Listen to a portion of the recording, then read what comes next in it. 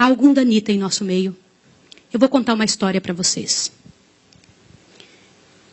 Há 20 anos atrás, eu fazia parte de uma mesa numa associação. E eu vi uma das histórias mais tétricas que eu já vi na minha vida. E pode ser que alguns de vocês já tenham ouvido essa história aqui entre vocês. E se já ouviram, vão lembrar comigo essa história com dor. Uma certa ocasião, numa igreja de um certo lugar no Brasil, uma mocinha pediu licença para conversar lá na frente, no microfone. Ela frequentava a igreja há um ano e pouco. E ela pegou o microfone da mão da moça que estava terminando a escola sabatina e falou: eu tenho que contar para vocês um pecado meu. E as pessoas paralisadas olhando ela falar.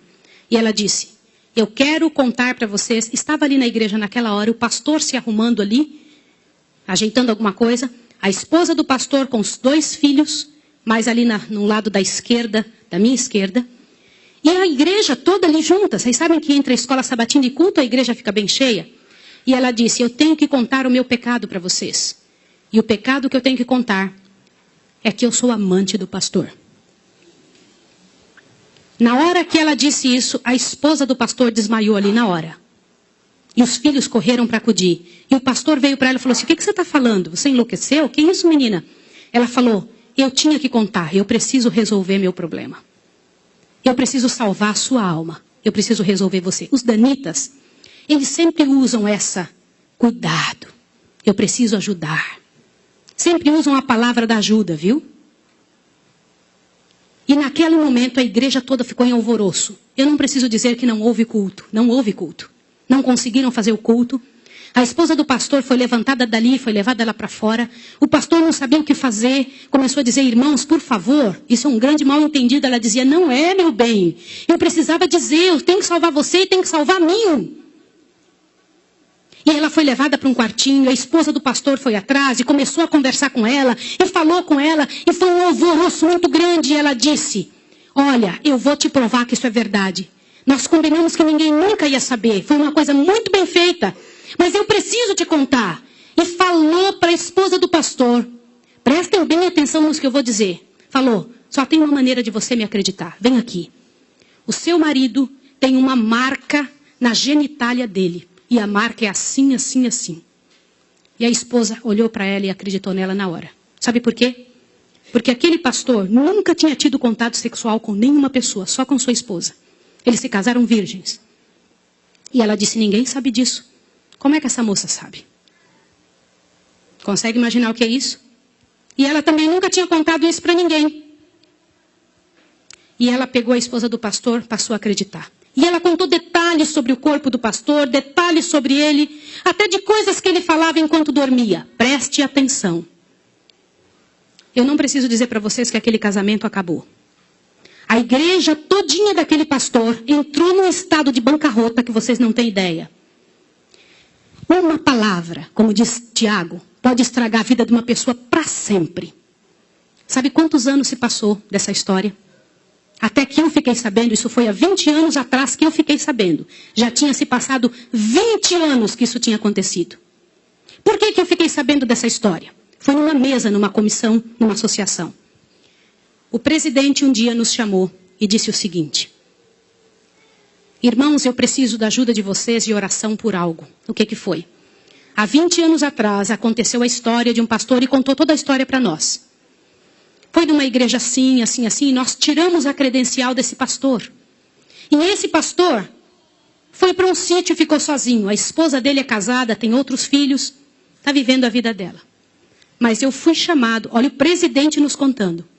Eu fui chamado há alguns dias na casa de uma senhora com os cabelos todos brancos morrendo de câncer.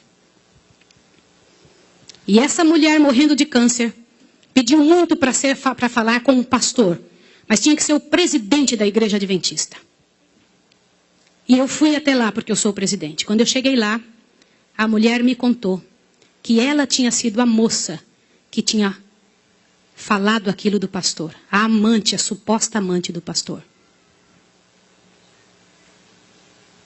E ela contou para o presidente que ela havia inventado toda essa história.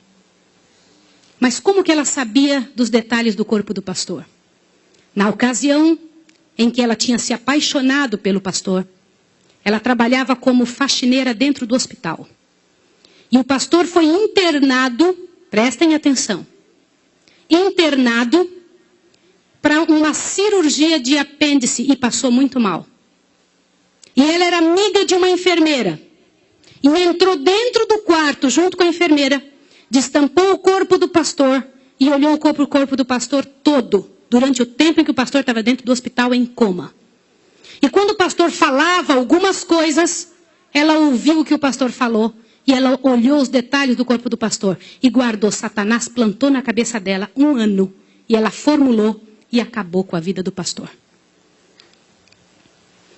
E o presidente pegou uma credencial, foi lá no sítiozinho onde o pastor o coitado daquele pastor, o caluniado estava, e chegou para ele e falou, junto com uma comitiva dos irmãos, pastor, eu vim aqui te entregar a sua credencial de novo, nós descobrimos que era mentira. Sabe qual foi a resposta do pastor, irmão? O pastor disse assim, vocês me devolvem minha família e meus filhos também? Vocês me devolvem minha reputação? Se vocês não devolverem junto, eu prefiro ficar aqui. E esse pastor, uns dias atrás, eu soube que ele morreu lá naquele lugar.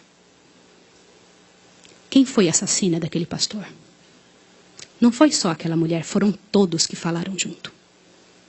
Porque, gente, quando acontece um inferno desse, uma multidão de gente sofre, uma multidão de gente machuca. Fica machucado. Meus irmãos, vocês me perdoem ter que falar sobre isso, mas é verdade.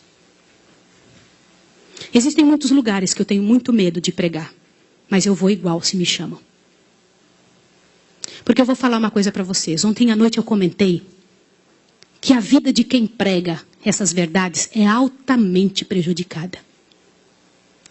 Uma coisa desse tamanho é passada de boca em boca, de forma que apareça o inferno no final. Será que existem danitas no nosso meio? O céu é um lugar tão fabuloso. Não vale a pena, meus irmãos. Não vale a pena. Deus tem mais para a nossa vida. Tem mais coisas para ocupar a nossa mente. Para fazer parte do nosso vocabulário. Para nós pensarmos a respeito das pessoas. Vamos fazer um exercício? Pense bem da pessoa que mais mal você sabe dela. Imagine isso agora. Sabe o que vai acontecer com você? Teu coração vai se encher de paz. Porque é isso que acontece, gente. Se você não for capaz de abrir a sua boca para trazer paz para a vida de alguém, não abra a sua boca para trazer o inferno para a vida de quem quer que seja. Jesus ama as pessoas pecadoras e miseráveis. Todas aquelas que pecaram horrivelmente, Jesus ama. E Ele tem mais para oferecer para nós. Eu vou pedir uma coisa em nome de Jesus essa manhã. Uma coisa que é muito difícil de fazer. Mas se há alguém em nome de Jesus que falou algo de outra pessoa, ainda que seja verdade, e que não pediu perdão, que peça perdão a Deus agora e corra e peça perdão para a pessoa.